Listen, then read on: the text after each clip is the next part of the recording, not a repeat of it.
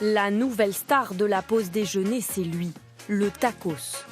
Rien à voir avec son cousin mexicain, la version française est bien plus consistante. Un phénomène chez les jeunes, une guerre entre enseignes qui s'implante à vitesse folle. Ça tient dans les mains, on mange ça en 10 minutes, c'est prêt rapidement. Surtout c'est copieux. Le jambon beurre, j'ai rien contre, mais à 4 heures, t'as refaim. J'en mange au moins 2-3 fois par semaine. Donc c'est vraiment un plat, ça devient limite une addiction. Quelle est la recette de ce sandwich et de son succès? C'est dans la région lyonnaise qu'est né le tacos français.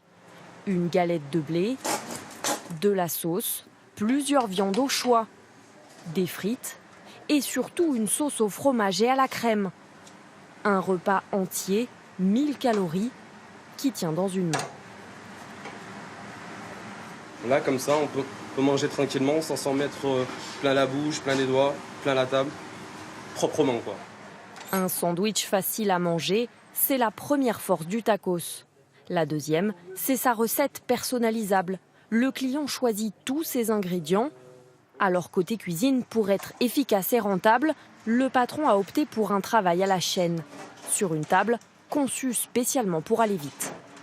Nous, on a décidé d'intégrer tout ça dans une seule et même table, afin que du début à la fin, la galette ne bouge jamais du comptoir. On gagne énormément de temps parce qu'on fait des gestes simples.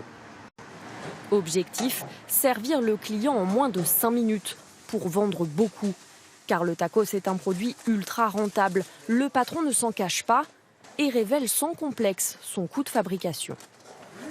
1,30 € approximativement. On est sur 60% entre la viande et la sauce fromagère. Et le reste, c'est les frites et la galette et la sauce. Et c'est vendu combien au final ? En moyenne, 5 €.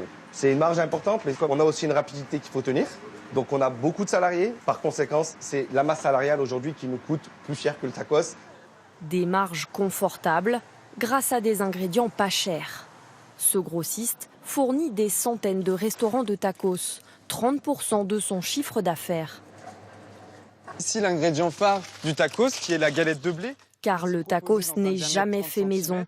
C'est un assemblage de produits industriels dont près de 90% viennent de l'étranger. Alors ça, c'est un best-seller, c'est un plein filet de poulet. Donc vous avez une panure un peu croustillante sur le dessus. D'où ça vient ? Je suis pas sûr que vous l'avez pas ici. Vous savez si c'est français ? Même pas. Je pourrais pas vous dire. Nous avons vérifié la provenance de ces produits. Ce poulet est thaïlandais, ce bœuf polonais. Les galettes viennent de Belgique. Même l'emmental utilisé pour la fameuse sauce au fromage est allemand. Un French tacos bien peu français, une nécessité pour les enseignes si elles veulent préserver leur marge. Si on prenait les ingrédients en France, ils seraient à un coût plus élevé, ce qui nous obligerait à vendre un tacos beaucoup plus cher que 5, 6 €, etc.